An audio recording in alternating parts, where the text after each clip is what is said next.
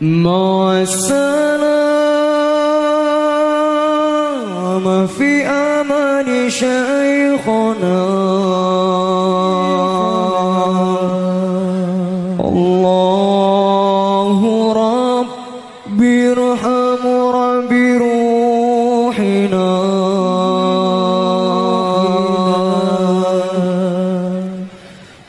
مع السلامة في أمان شيخنا الله ربي ارحم ربي روحنا. Assalamualaikum warahmatullahi wabarakatuh.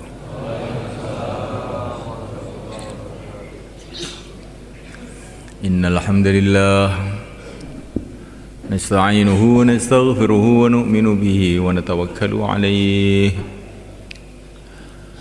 wa na'udzu bihi min shururi anfusina min sayyiati a'malina man yahdihillahu fala mudilla lahu wa man yudlil fala hadiya lahu. أشهد أن لا إله إلا الله وحده لا شريك له وأشهد أن سيدنا ومولانا وحبيبنا محمدا عبده ورسوله اللهم صل وسلم وبارك عليه وعلى آله وأصحابه والتابعين لهم إلى يوم القيامة. أما بعد، فقد قال تعالى في كتابه الكريم: إن الذين قالوا ربنا الله ثم استقاموا تتنزل عليهم الملائكة ألا تخافوا ولا تحزنوا وأبشروا بالجنة التي كنتم توعدون نحن أولياؤكم في الحياة الدنيا وفي الآخرة ولكم فيها ما تشتهي أنفسكم ولكم فيها ما تدعون نزلا من غفور رحيم. ومن أحسن قولا ممن دعا إلى الله وعمل صالحا وقال إنني من المسلمين.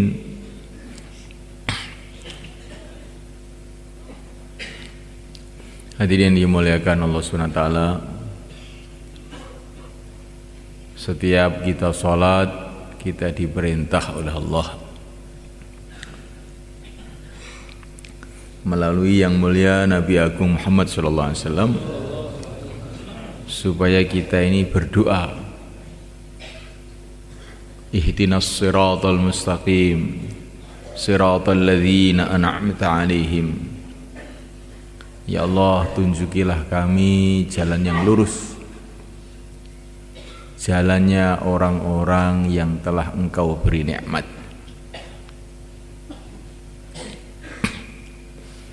Semua kita, bangsa mana saja, keadaannya bagaimana saja, laki-laki, perempuan, tua, muda, kaya, miskin,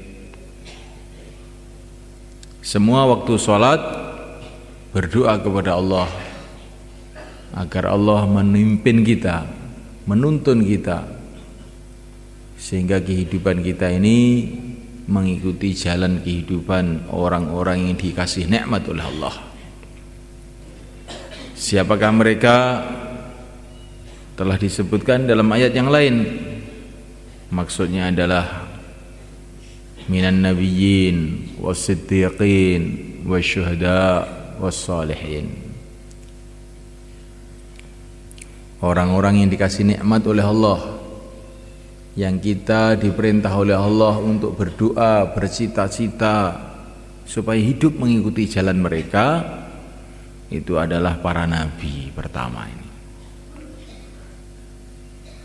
Kita semua ini harus bercita-cita bagaimana hidup kita mengikuti kehidupan para nabi.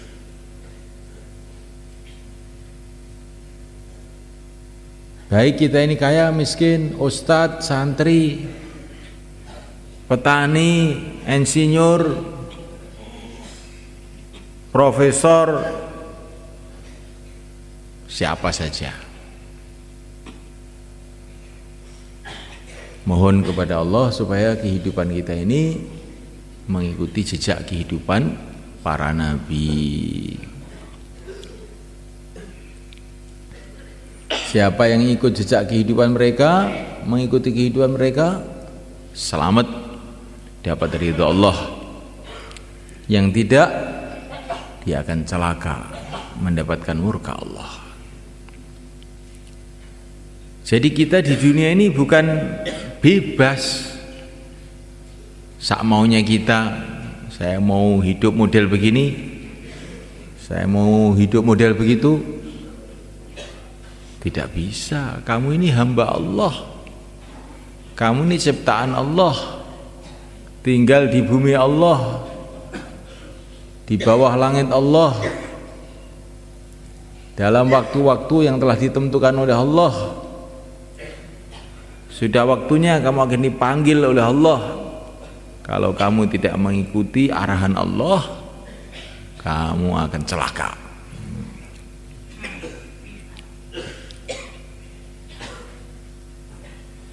Anak-anak kecil di TK itu ditanya oleh gurunya, apa cita-cita kamu?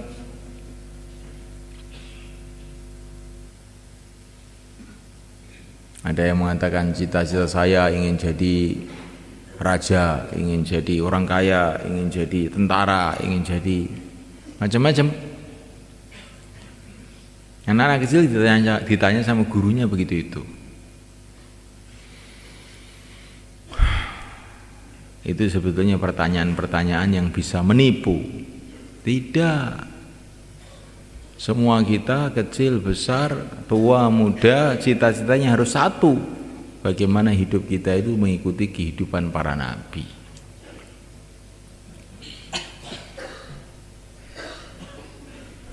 Minan nabiyyin, mengikuti kehidupan para nabi.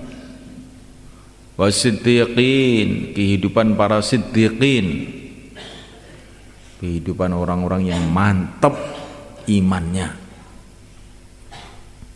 Contohnya adalah Sayyidina Abu Bakar Siddiq radhiyallahu ta'ala anhu.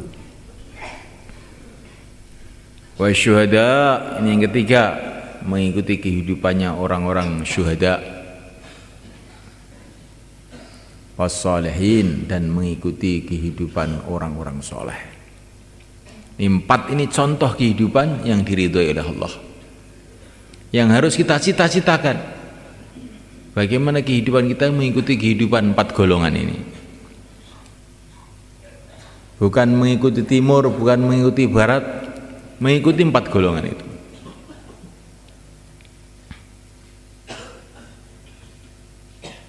Minan nabiyyin, yaitu para nabi. Para nabi itu keadaannya macam-macam secara zahir. Ada nabi itu petani, seperti kakek kita Nabiullah Adam alaihissalam. Ini petani pertama di dunia. Beliau bertani padahal sebelumnya belum ada orang bertani. Belajarnya dari mana? Allah kirim malaikat Jibril ngajari Nabi Adam itu untuk bertani. Jadi ilmu pertanian itu juga asalnya dari langit sebetulnya. Cuman orang-orang sekarang sudah lupa.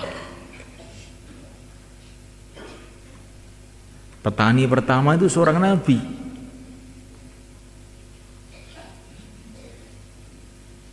Ada nabi namanya Nabi Idris. Kerjanya itu bikin pakaian. Orang-orang sebelum zaman Nabi Idris itu pakaiannya itu dari kulit-kulit binatang. Nabi Idris dikasih wahyu oleh Allah membuat baju, bikin tenunan, bikin jahitan. Jadi ilmu menjahit itu juga asalnya dari wahyu, asal mulanya itu.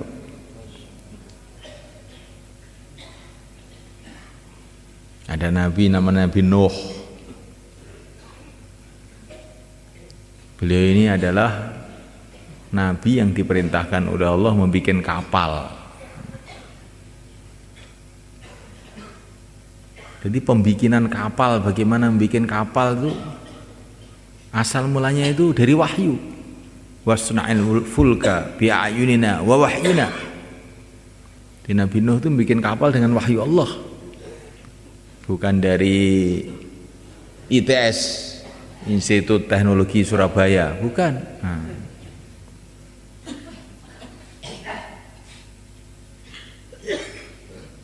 Kenapa saya ceritakan begini ini? Biar kita ini kalau kerja-kerja dunia itu jangan merasa terus jauh dari agama gitu loh. Ini sebetulnya kerjanya para nabi juga dulu itu. Saya ini petani gak usah sholat. Loh jangan begitu. Petani pertama itu Nabi Adam. Saya ini nelayan. Sholatnya itu ya kalau sudah turun dari kapal. Oh, jangan begitu.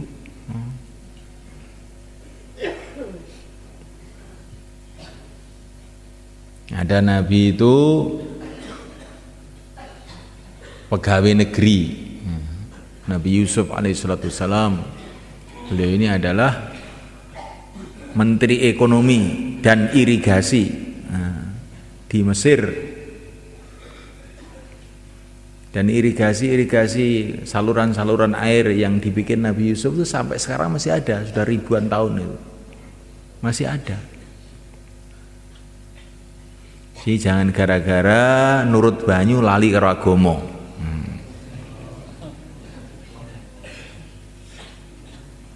Nurut banyu kesel. Sewengi utuh ora turu, akhirnya subuh itu dikelantang, subuh di PP jam 09.00 ya kan.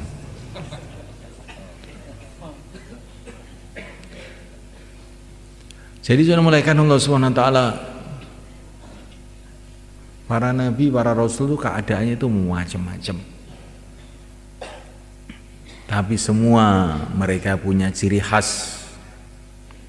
Yang pertama, yakin mereka itu hanya kepada Allah. Mereka ada yang petani, mereka ada yang pedagang, mereka ada yang bikin kapal, mereka ada yang bikin baju, mereka ada yang pegawai negeri, ada yang mereka tentara. Nabi Daud itu tentara, tentaranya Raja Tolut. Tapi semua yakinnya hanya kepada Allah saja. Yakin kepada Allah itu bagaimana? Tertanam dalam hati ini yang berkuasa di dunia ini hanya Allah. Manusia tidak berkuasa, jin tidak berkuasa, malaikat tidak berkuasa, benda-benda tidak berkuasa. Sistem-sistem tidak berkuasa. Yang berkuasa adalah hanya Allah.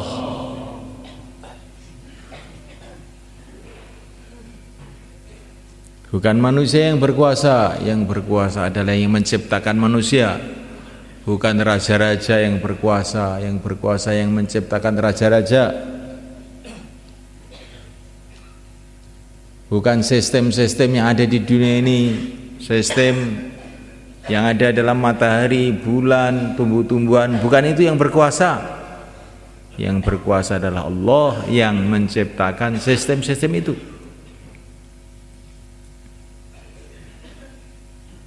Ini mulaikan Allah SWT.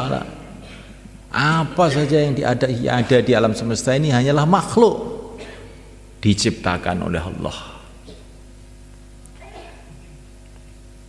Kalaupun ada manfaatnya karena dikasih manfaat oleh Allah.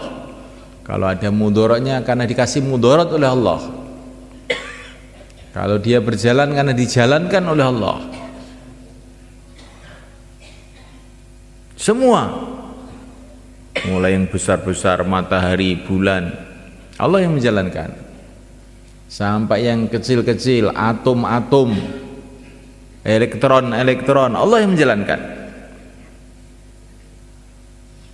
Nggak ada yang berjalan sendiri.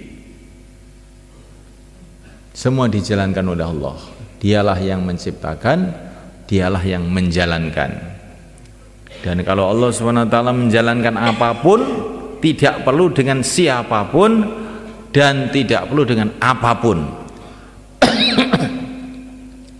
Allah menjalankan matahari tidak perlu bantuan siapa-siapa, tidak perlu apa-apa, tidak perlu ada lapangan terbangnya, tidak perlu ada mesinnya, tidak perlu ada pilotnya, nggak ada.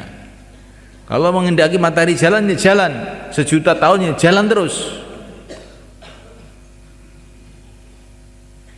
Kalau Allah menghendaki mau membuat manis, tidak perlu gula. Dari tanah yang pahit keluar mangga yang manis, nggak usah kasih gula.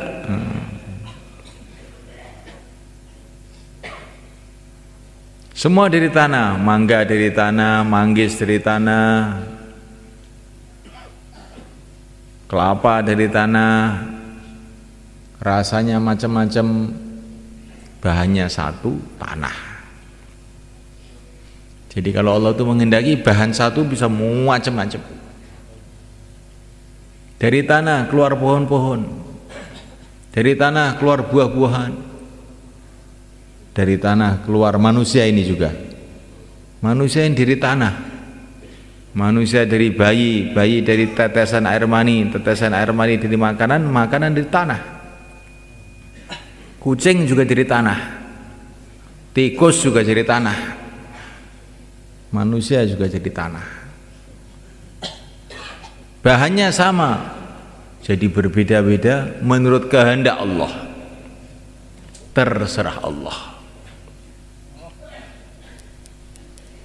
Dari tanah keluar pohon-pohonan yang untuk jamu, dari tanah keluar pohon-pohonan yang beracun, dari tanah keluar pohon-pohonan yang untuk makanan pokok, dari tanah keluar pohon-pohonan yang untuk bumbu, dari tanah keluar macam-macam yang kita lihat, berjuta-juta macam, nggak ada yang bisa ngitung selain Allah.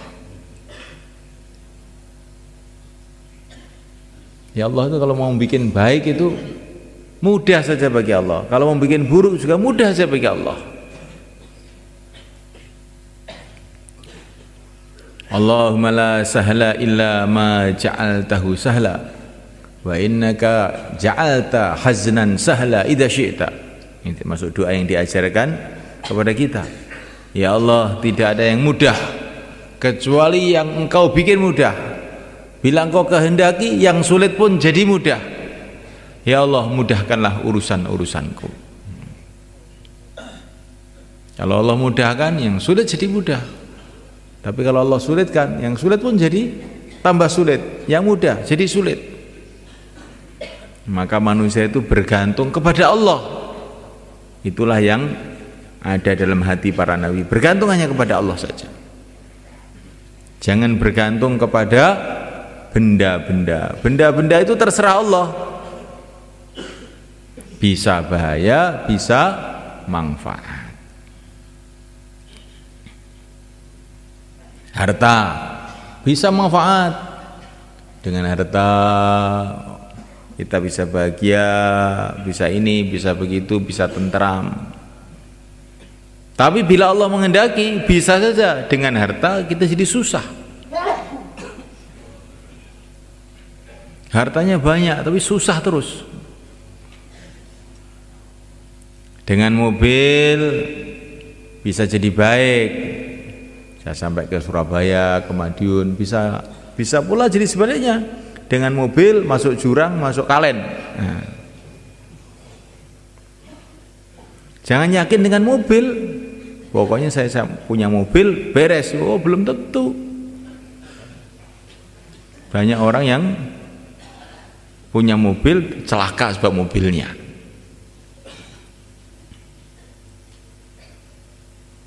Istri, jangan kita yakin dengan istri, yakin kepada Allah. Ada orang kawin kemudian dia gembira, ada pula sebaliknya jadi susah sebab perkawinannya. Anak juga begitu, bisa saja anak itu menjadi menggembirakan kita, bisa anak menyusahkan kita. Maka kita diajari dalam Quran, jangan hanya minta anak, jangan hanya minta istri. Rabbana hablana min azwajina wa dzurriyyatina qurrata a'yun waj'alna lil muttaqina imama. Ya Allah, jadikanlah istri anakku menggembirakan aku. Karena Engkau berkuasa ya Allah, menjadikan istri menggembirakan, menjadikan istri menyusahkan, anak juga begitu, teman juga begitu, kerajaan juga begitu. Nggak ada yang pasti baik itu di dunia itu, nggak ada. Benda loh ini, benda yang pasti baik itu nggak ada. Ada orang minum obat jadi sehat, ada orang minum obat tambah parah. Ada orang jadi raja tambah susah. Ada orang jadi raja gembira juga ada. Yang pasti baik itu di dunia ini nggak ada benda. Hanya satu yang pasti baik itu, yaitu taat kepada Allah. Itu pasti baik. Kalau orang taat kepada Allah, akhirnya dicintai oleh Allah, dibantu oleh Allah, dibela oleh Allah, maka jadi mesti baik. Yang pasti buruk itu juga tidak ada benda-benda itu, kecuali satu, maksiat kepada Allah. Maksiat kepada Allah itu akan mendatangkan murka Allah, akhirnya kita benjol, nabrak sana nabrak sini, celaka gitu. Itulah keyakinan yang dibawa para nabi itu. Pokoknya kok maksiat itu mesti bahaya kalau nggak tobat itu. Kalau taat mesti untung kalau ikhlas. Tetapi setan itu menipu kita. Kalau kita mau taat, bagaimana? Nah, taat kamu mesti untung. Tapi setan datang. Kalau mau maksiat, maksiat itu enak, nanti kamu akan bahagia dengan maksiat itu.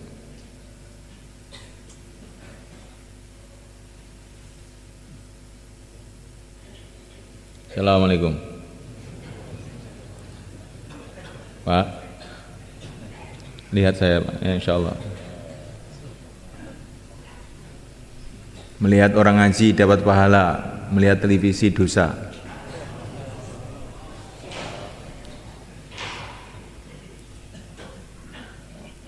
Melihat orang iman dengan penuh kasih sayang dapat pahala.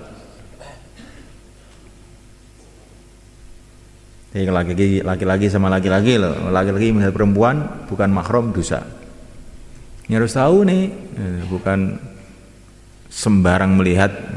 Mau kemana? Mau cuci mata, cukil mata kamu itu. Kok cuci mata itu malah ngeregeti moto we. Nah, mulaikan Allah Subhanahu wa taala, yang maksiat itu mesti bahaya. Tapi dunia ini karena tempat ujian, bahayanya maksiat itu tidak Allah Subhanahu wa taala tampakkan kontan. Kadang-kadang juga kontan. Kadang-kadang setelah setahun, setelah 2 tahun, setelah 3 tahun baru Allah tampakkan bahayanya. Begitu juga orang taat di dunia ini kadang-kadang oleh Allah nggak ditampakkan hasilnya kontan. Tapi setelah sekian lama nanti Allah tampakkan hasilnya. Maka semulaikan Allah SWT, jangan bergantung dengan benda-benda. Benda-benda itu bukan mesti baik. Kenapa kita ini rakus ingin mendapatkan uang? Karena perasaan kita dengan uang itu mesti baik. Belum tentu. Ada orang bawa uang ke Madiun, 1 koper, sampai di Madiun bisa beli ini, selamat pulang. Ada juga ke Madiun bawa uang, sampai di sana dicopet orang, akhirnya dia menyesal susah.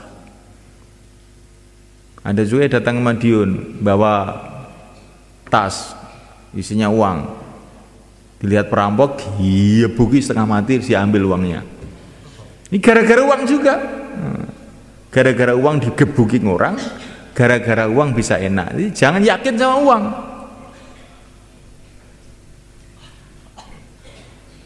Maka ada seorang mau pergi ke pasar, mau beli kuda. Zaman dulu ini ditanya oleh seorang ulama, mau kemana kamu? Mau ke pasar. Untuk apa? beli kuda. Maka ulama tadi nasihati, kamu jangan begitu. Insya Allah saya akan beli kuda, begitu. Kalau Allah menghendaki nanti ya beli kuda. Kalau Allah tidak menghendaki, ya tidak bisa. Oh, kenapa begitu Pak Kiai? Uang sudah jelas di saku ini, kuda sudah jelas di pasar. Kok insya Allah itu loh. Maka akhirnya dia pergi ke pasar, ternyata uangnya hilang, nggak bisa beli kuda. Terus pulang ketemu Pak Kiai lagi, loh mana kudanya? Insya Allah hilang. Oh hilang kok insya Allah gimana? Nah, katanya tadi suruh insya Allah, saya tidak mau insya Allah, uang saya hilang, akhirnya insya Allah hilang. Jadi saya mulai nonton lah. Orang yang yakin kepada benda-benda itu akhirnya kayak begitu itu.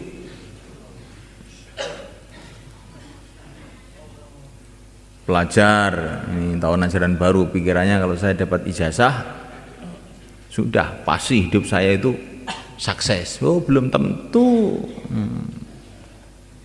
Yang mensukseskan kamu itu Allah. Maka jangan gara-gara sekolah kemudian nggak sholat. Banyak sarjana ekonomi malah melarat, tambah hari tambah banyak, bukan banyak uangnya, banyak hutangnya. Yang tidak punya ijazah tamatan SD jualan bakso malah laku, yang sarjana ekonomi jualan bakso malah tidak laku. Ini banyak kita lihat orang-orang Temboro yang kaya-kaya itu kebanyakan nul pudul, nggak pernah sekolah itu. Kamu lihat aja ini orang Temboro mesti tahu. Sing sekolah-sekolah itu malah ngentek nih duit bapake, itu gak iso golek duit. Jangan yakin dengan ijazah, jangan yakin dengan apa saja usaha. Yakinlah kepada Allah. Orang Jepang katanya pinter bikin reaktor nuklir beberapa tahun yang lalu. Tahu-tahu reaktor nuklirnya meledos, kena tsunami, bingung semua. Nah sekarang teknologi kamu justru menyusahkan kamu, bukan menggembirakan kamu, menyusahkan kamu. Negara-negara yang punya senjata canggih-canggih, punya bom atom, kata Maulana Umar, nanti satu saat mereka akan menyesal karena bom atom itu akan meletus di rumahnya sendiri.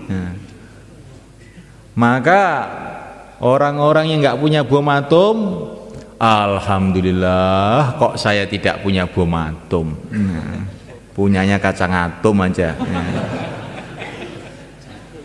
Betul malah kan. Jadi benda itu nggak ada yang jaminan mesti menimbulkan kebaikan, nggak ada benda itu. Tapi manusia tidak berpikir. Manusia tidak berpikir bahwa teknologi mesti mendatangkan kebaikan, harta mesti mendatangkan kesuksesan. Ini pikiran yang keliru. Para nabi, para rasul mengajarkan kepada kita, yang pasti baik itu taat kepada Allah, yang pasti buruk itu maksiat kepada Allah. Yang lain-lain itu terserah Allah, bisa baik bisa buruk.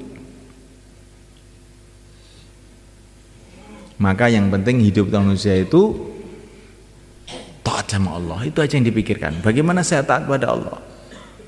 Kalau taat kepada Allah, apapun keadaannya akhirnya jadi baik. Bagaimana tidak? Masuk surga. Tapi kalau maksiat kepada Allah, bagaimanapun keadaannya buruk. Bagaimana tidak? Mengesal akhirnya ke neraka. Kalau orang sudah bertentangan dengan Allah, maksiat kepada Allah, mau lari kemana? Lari ke timur, timur milik Allah. Lari ke barat, barat milik Allah. Mau naik ke atas langit, langit pun milik Allah. Mau turun di bawah bumi juga bumi milik Allah. Mau lari kemana? Orang kalau sudah maksiat kepada Allah, tidak tobat kepada Allah, pasti celaka. Nggak akan bisa tidak. Kalaupun kelihatannya sekarang itu masih meger-meger, segar bugar, itu karena belum waktunya saja. Orang naik mobil Mercedes, jalan tol, enak, nggak tahu di depannya itu jurang. Orang-orang takjub, kok enak temen. Nggak ngerti, baru beberapa menit jungkel di situ, hancurlah dia sebenarnya. Itulah ibaratnya orang maksiat. Walaupun enak pun enak menuju neraka. Enak apa? Bukan enak. Tapi kalau orang taat, walaupun naik dokar, naik cikar, jalan kaki, kakinya kena duri, berlumpur jalannya, tapi ini menuju taman-taman yang indah, nggak apa-apa. Minan nabiyyin, inilah yang harus kita ambil dari pelajaran para nabi itu, yakin kepada Allah. Kemudian ciri khasnya kehidupan para nabi itu, setelah yakin kepada Allah, senantiasa berhubungan kepada Allah dengan ibadah, sholat, zikir, doa. Kalau orang yakin kepada Allah kemudian tidak mau membuat hubungan kepada Allah dengan ibadah, orang betul-betul orang rugi sebenarnya. Kalau kamu sudah tahu Allah yang menguasai alam semesta ini, Allah maha melihat, Allah maha mendengar, Allah sangat dekat kepada kita, kok kamu tidak mau berhubungan kepada Allah? Alangkah bodohnya. Senantiasa buat hubungan kepada Allah dengan doa, dengan zikir, dengan sholat, dengan haji, dengan umroh, dan ibadah-ibadah yang lain. Inilah kehidupan para nabi. Inilah yang kita cita-citakan. Insyaallah mulai kan? Kemudian yang ketiga, semulaikan Allah Ta'ala, di antara ciri khas kehidupan para nabi itu adalah ilmu. Para nabi itu semua orang ahli ilmu. Tapi ilmu apa? Ilmu yang terpenting, teragung, ilmu mengenai keagungan Allah dan ilmu cara berhubungan dengan Allah. Itulah ilmunya para nabi. Ilmu-ilmu dunia, ilmu bikin sambal, bikin pesawat, bikin mobil, itu serupa saja, itu hanya untuk dunia. Meracik sambal, meracik jamu, membuat mobil itu sama saja. Bikin pesawat terbang, bikin Apollo sama saja. Itu cuma noto karet, noto besi, noto aluminium, ditoto terus jadi pesawat, jadi apa-apa, sama saja. Kata para ulama, ilmu dunia itu ilmu sambal. Ini kalau sambal itu apa? Cabai, kasih garam, kasih berambang, kasih apa sih itu, gula sedikit, terasi sedikit, jadi sambal. Kalau pesawat, karet sedikit, tambah besi sedikit, terus kasih angin sedikit, kasih apa sedikit, tata jadi pesawat. Sama aja, cuma nata benda-benda.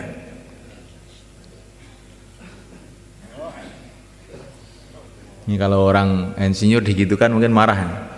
Gimana ini? Saya sekolah 10 tahun dikira ilmu sambel.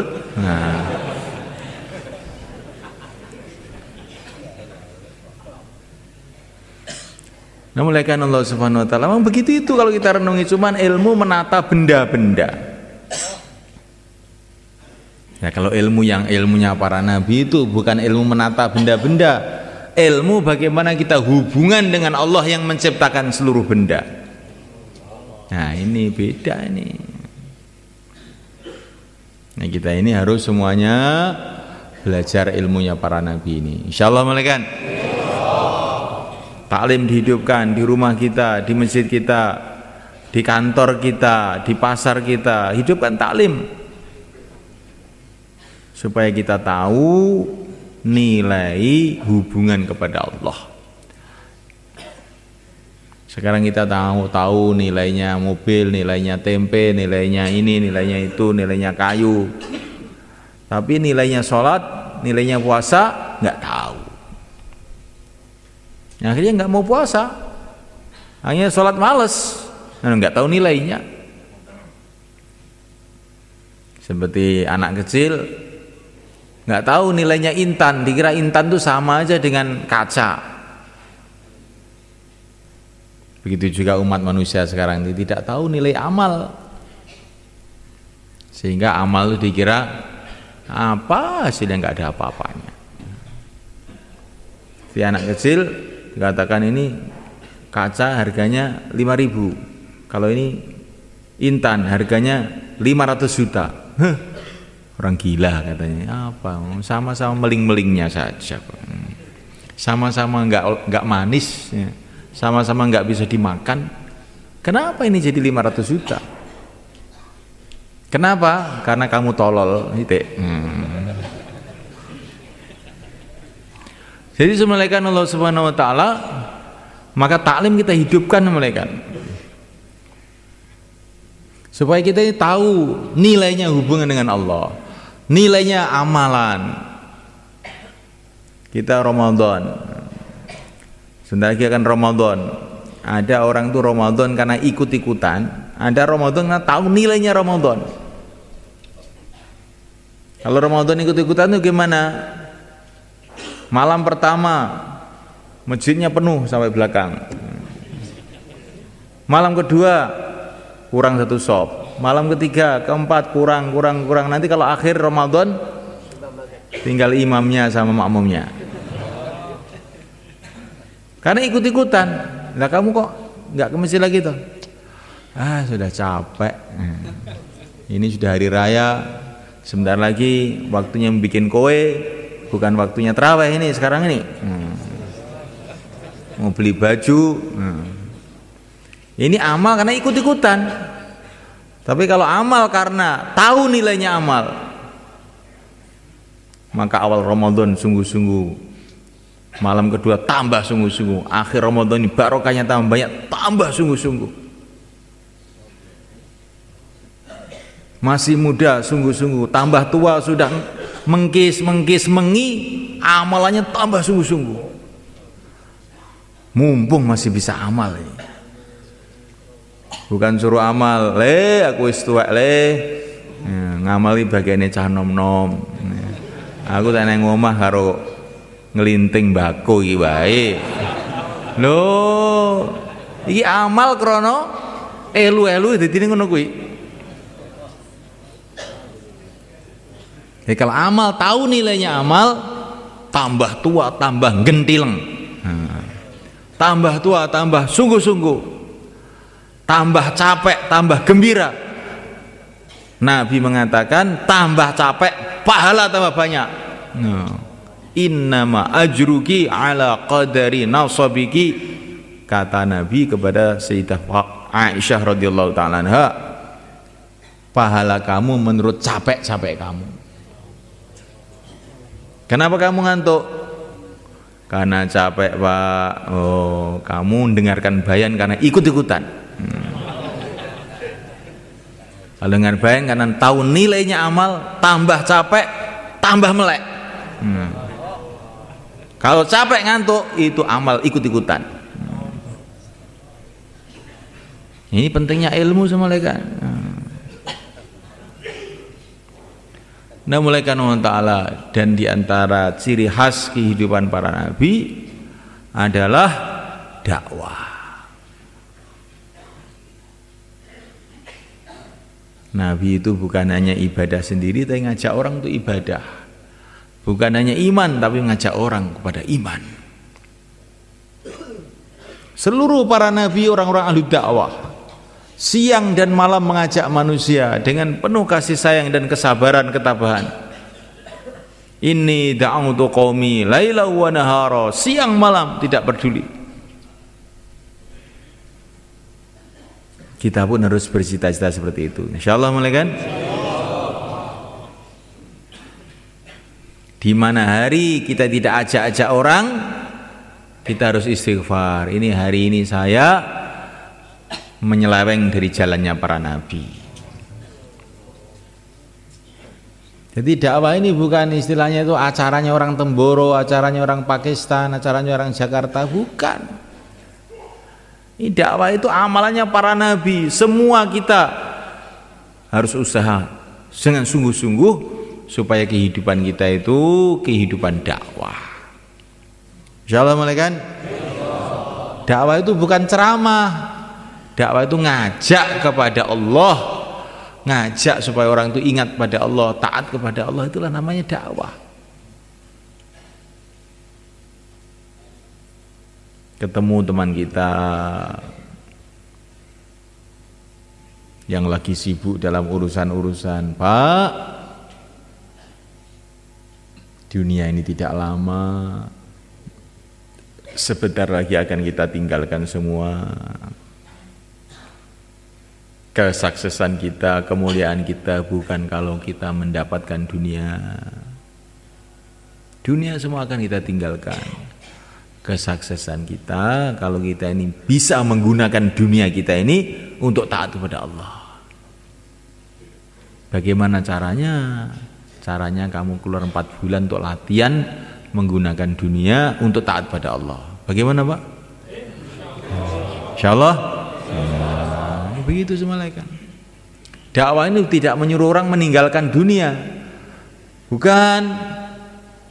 Nanti sebentar lagi meninggalkan sendiri, ya. Meninggal dunia semua. Dakwah ini tidak menyuruh kamu meninggalkan dunia, suruh ngatur dunia kamu itu sesuai dengan agama. Gunakan dunia kamu untuk taat kepada Allah. Makanya taat kepada Allah, dagangnya taat kepada Allah, maka akan diberkahi dagangnya. Jangan dagang dengan riba.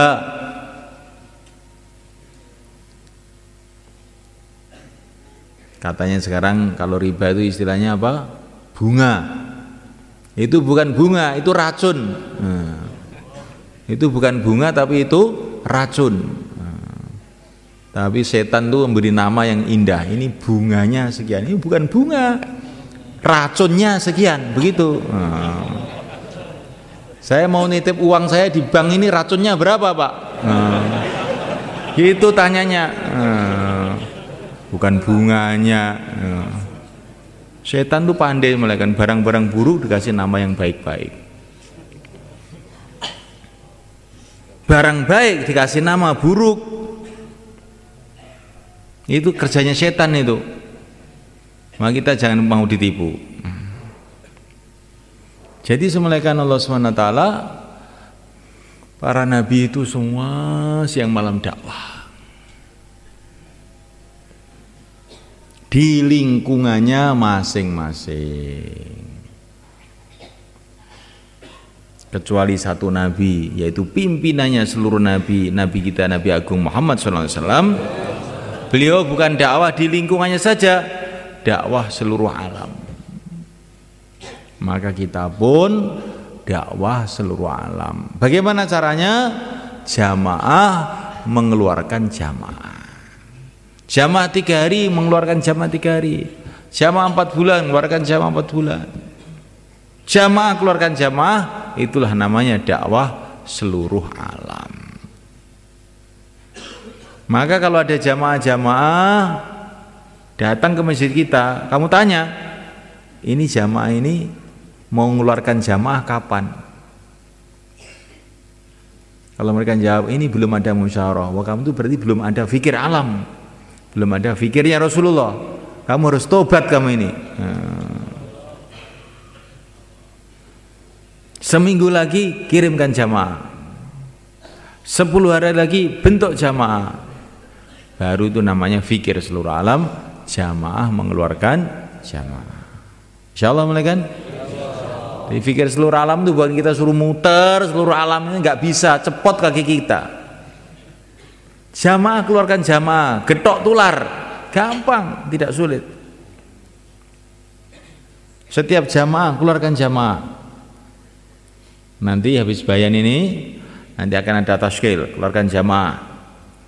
Setelah itu nanti 3344 mudzakarah. Bagaimana Bapak juga mengeluarkan jamaah.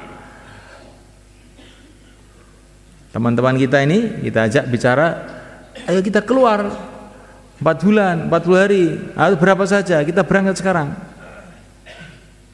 Minimal semua jadi niat semua. Insyaallah malaikat. Yang kewajiban mengikuti Nabi itu bukan seorang, 2 orang, semua kita. Kita keluar dan mengeluarkan jamaah. Kita dakwah dan usaha bagaimana seluruh umat dakwah. Ini baru kita ikut Rasulullah SAW.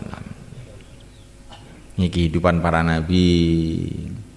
Minan nabiyyin was-siddiqin. Kemudian yang kedua, kehidupan para siddiqin. Salah satu siddiqin itu yaitu Sayyidina Abu Bakar As-Siddiq. Ciri khasnya kehidupan siddiqin itu adalah tanggung jawab. Agama. Sayyidina Abu Bakar itu bukan nabi, bukan rasul, tapi punya tanggung jawab meneruskan perjuangan yang mulia Nabi Agung Muhammad SAW. Ketika Rasulullah wafat, dipanggil oleh Allah, maka Abu Bakar bangkit dengan semboyan beliau, slogan beliau, syiar beliau, semangat beliau, ayung qasuddin wa ana hayy. Apakah agama akan dikurangi sedangkan saya masih hidup? Saya tidak terima kalau agama dikurangi sedangkan saya masih hidup. Beliau bukan nabi, bukan rasul, ini siddiq. Kalau kita ingin jadi orang siddiq, orang yang betul-betul mantap imannya, tirulah Sayyidina Abu Bakar ini. Jangan kita mengatakan saya ini bukan nabi, bukan rasul, bukan sahabat, bukan kiai, bukan ustadz. Untuk apa saya mikir agama? Jangan begitu. Gak boleh begitu itu. Saya bukan nabi, bukan rasul, bukan sahabat, bukan kiai, bukan santri, bukan apa-apa, tapi saya ingin mengikuti siddiqin, punya tanggung jawab agama. Insyaallah malaikat. Caranya bagaimana? Keluar 4 bulan, 40 hari. Insyaallah malaikat. Supaya ada tanggung jawab ini. Wasyuhada, orang-orang yang mati syahid. Orang yang mati syahid itu bagaimana? Orang yang mati membela agama Allah. Bukan hanya itu saja. Ya, orang yang dikatakan syahid itu diantaranya adalah orang-orang yang semangatnya itu siap mati untuk agama. Walaupun matinya di kasur di rumahnya. Tapi kalau semangatnya ini pokoknya saya siap mati, apalagi kok 4 bulan apa, saya siap mati untuk agama. Mati untuk agama maknanya masuk surga. Kenapa? Takut. Itu namanya itu syuhada. Dibagi orang syuhada itu mati itu bukan menakutkan, malah mengembirakan. Lalu kok nek mati piye? Lho ya kuwi tak golek. Iya, lha kowe gak mati.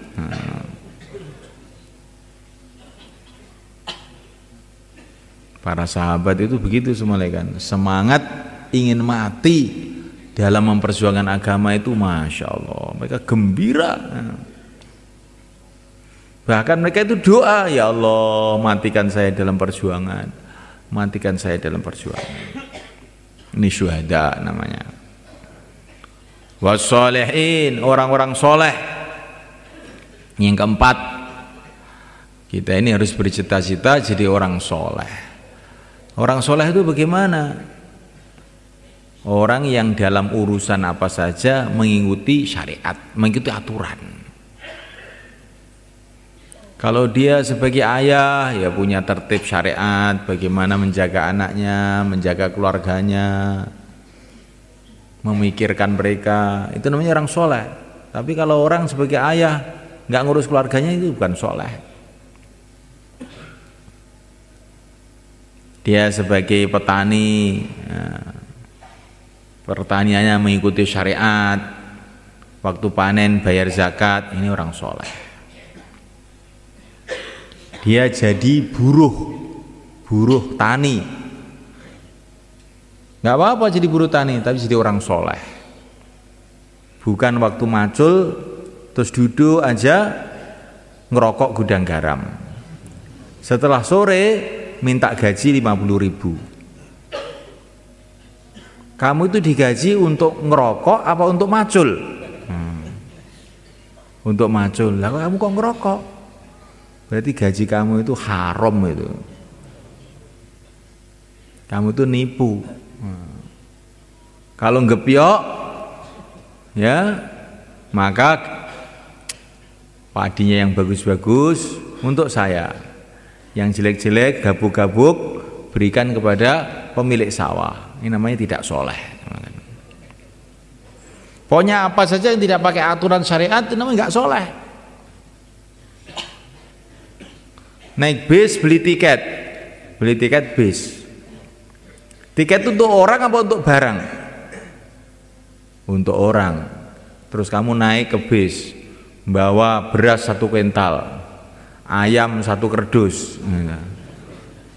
Ini kan nggak ada tiketnya ini. Nah, ini namanya ini termasuk tidak soleh namanya. Akhirnya nanti turun dari bis itu sudah ada haramnya ini berasnya itu. Nanti kalau kamu kasihkan makan sama istrinya diberuat pikirannya. Terus anaknya jadi ngantuan. Loh itu beras ini beras halal. Kok anak saya jadi ngantuan gara-gara apa? Dinaikkan bis tidak bayar. Yang bayar orangnya, berasnya nggak dibayari. Ini namanya juga tidak soleh namanya begini nih.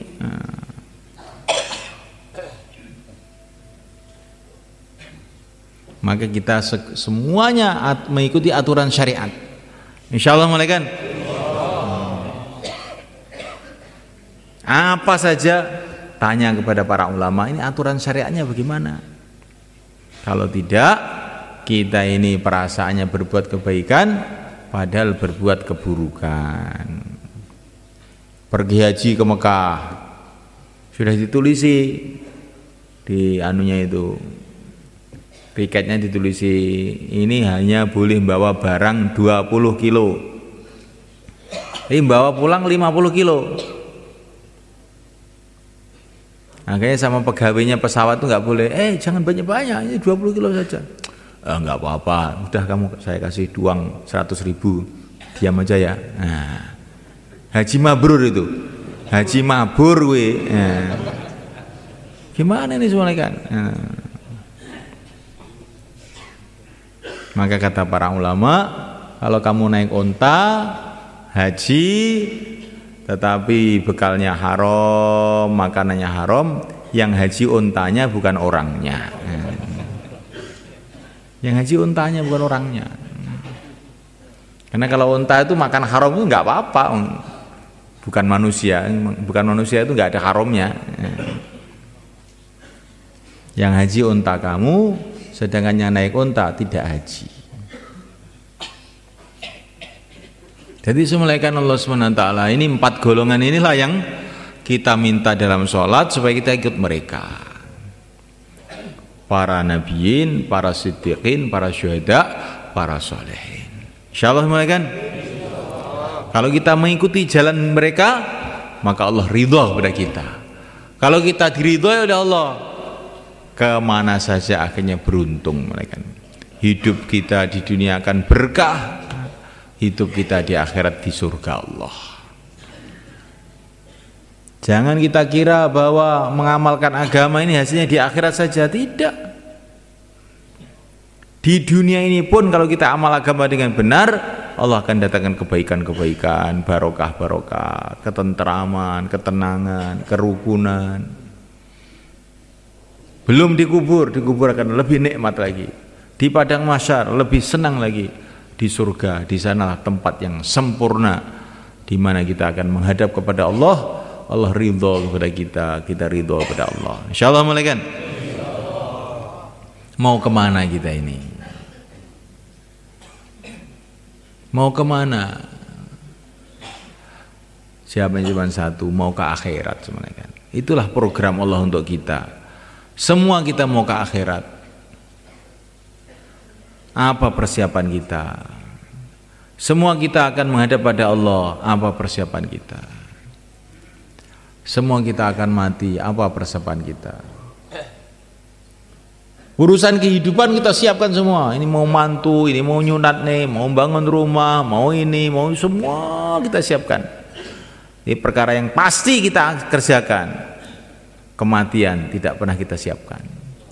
Urusan akhirat tidak pernah kita siapkan. Kalaupun kita siapkan, ala kadarnya. Kalau urusan dunia, kita sungguh-sungguh. Tapi kalau urusan akhirat, ya aku sokeh ngamalku ke. Kok angel-angel. Iki ora angel-angelan iki, gampang iki. Maka semulaikan kita ini perlu kita renungi diri kita ini kok kayak begini ini gimana ini? Urusan dengan manusia kita pentingkan, kalau giliran urusan dengan Allah, ya kapan-kapan saja. Urusan akhiratnya kekal abadi,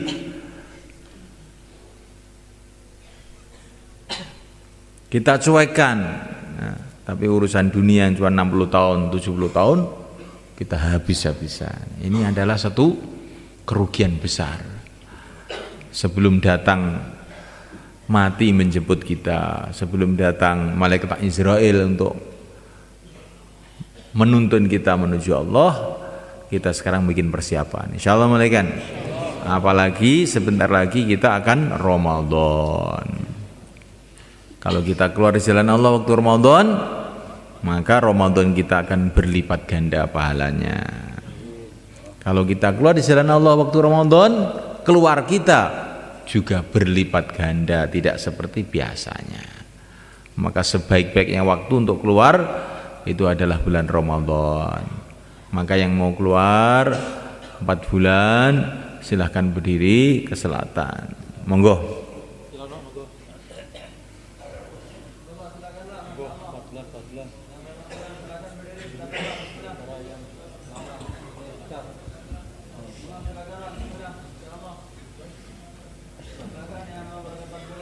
Monggo. Yang niatnya 40 hari sekarang dinaikkan 4 bulan. Bismillahirrahmanirrahim. Mumpung Ramadan malaikat, monggo.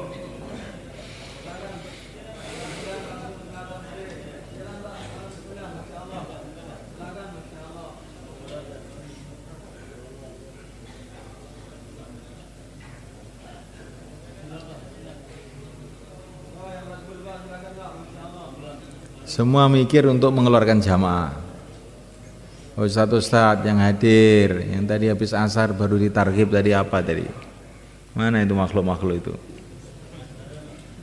Silakan mulaikan.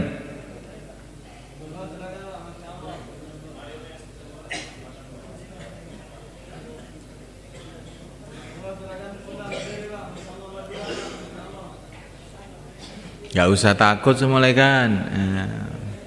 Innama dzalikum syaitan yukhawwifu awliya'ah. Syaitan itu kerjanya nakut-nakuti kita kalau kita mau amal kebaikan. Tapi Rasulullah menyemangatkan kita. Sekarang kita ikut setan apa ikut Rasulullah? Nah. Setan itu nakut-nakuti kita. Nanti kalau amal bagaimana? Sebaliknya para nabi, kalau kamu tidak amal nanti bagaimana? Kalau kamu tidak amal bagaimana nanti di akhirat kamu? Nah, kalau Allah tidak suka sama kamu nanti kamu mau gimana? Nah, monggo, bismillah.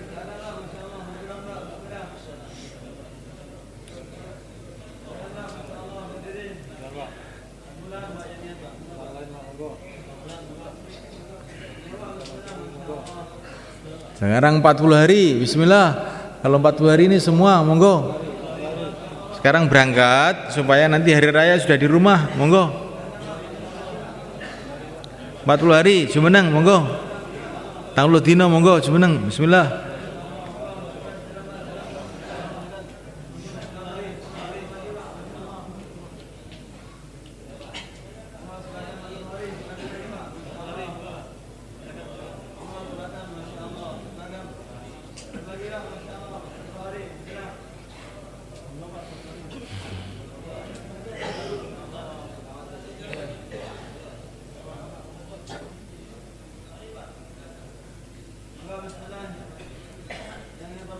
Yang mau tambah masa, sisa masa, cuma monggo. Tambah masa, sisa masa. Berapa hari saja, silakan ke selatan. Alhamdulillah.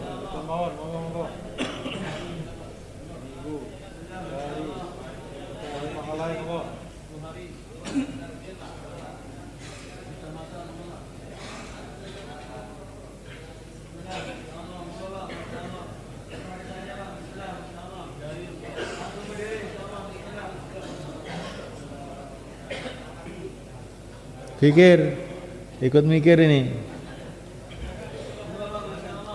Kamu mikir ini pahala besar. Jangan ada orang tasil lingak-linguk kayak manuk nom, jangan. Ikut mikir, ikut doa, ya Allah turunkan hidayat, mudahkanlah ini majma' untuk mengeluarkan jamaah, begitu.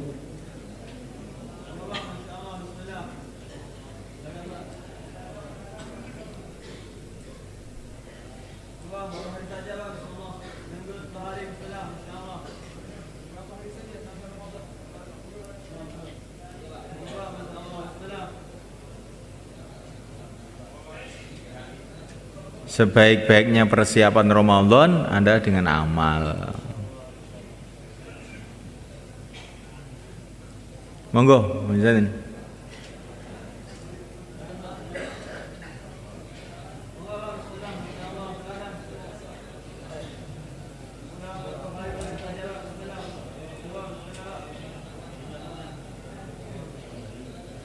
Insyaallah niat saya Bang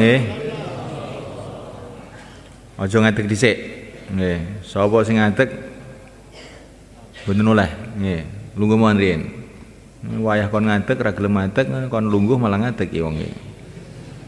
Sapa sing biasa ngoten niku mboten sae. Niku ngilmune Bani Israil, nek kon lungguh ngadeg, nek kon ngadeg lungguh. Saniki sampean lungguh. Mengke mantun niki panjenengan kangge wong mriki nggih, cara Jawa mawon. Mengki sedaya tumut kempal kali halaqah kiambak-kiambak wangi. Zun. Tumut enten niki menten sing ngatur mengki. Kados ini biasa nih malam Jumat niki bar bayan enten halaqah mikir nih terus pundi perkembangan dakwah enten daerah kiambak-kiambak. Insyaallah nggih. Tapi dalu niki rada beda. Sageta sedaya niku tumut. Ben kita niki aja mung ngrungokne tok dakwah iki, tapi melok mikir ngoten lho. Ya. Melok mikir. Mikir sak saat kangge agami niki kaya ngibadah swidak taun gitu. Melok mikir. Mangke kempal teng napa niku kawasan iki kiambak-kiambak. Insyaallah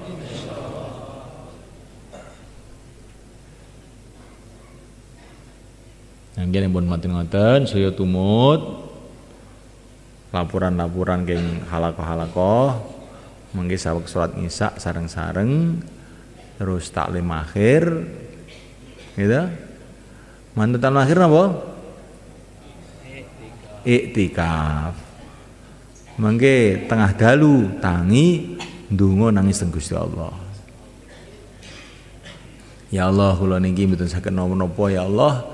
Menawi mboten jenengan tulung, kula jenengan tulung saya nderek Kanjeng Nabi zahir batin dunya akhirat.